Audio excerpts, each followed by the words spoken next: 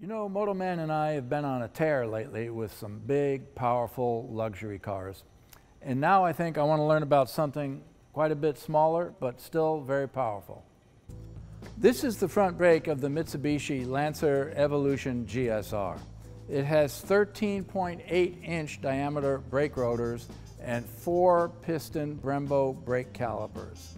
Now the MR has a dual-clutch 6-speed semi-automatic transmission, and it has a 2-piece brake rotor that saves a whopping 2.9 pounds per wheel.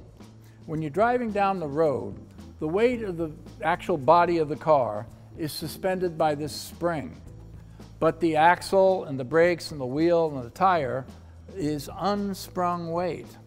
So when you're going down the road and you hit a bump in the road, let's say there's a road pizza laying there, fell out of somebody's car, the axle tries to move up to accommodate the bump, but it has the weight of the car on top of it.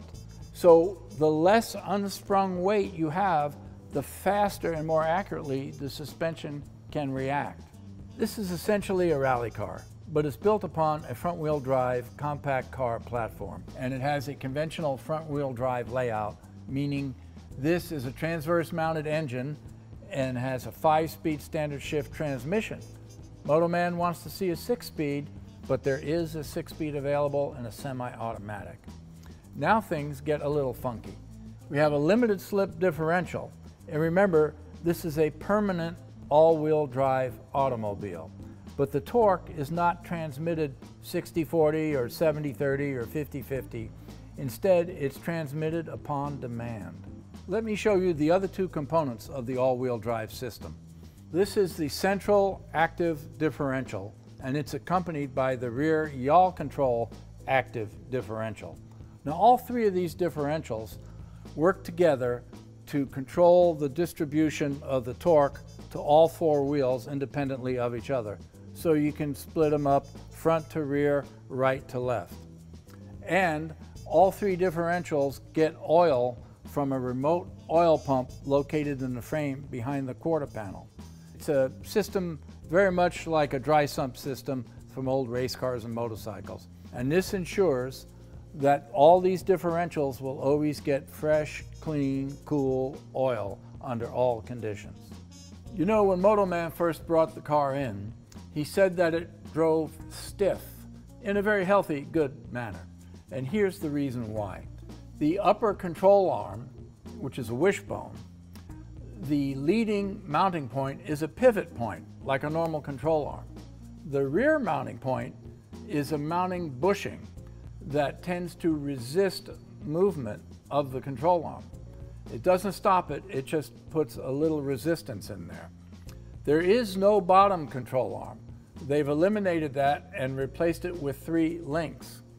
This one controls the caster, and these two control the camber and the toe in and toe out of the rear wheel.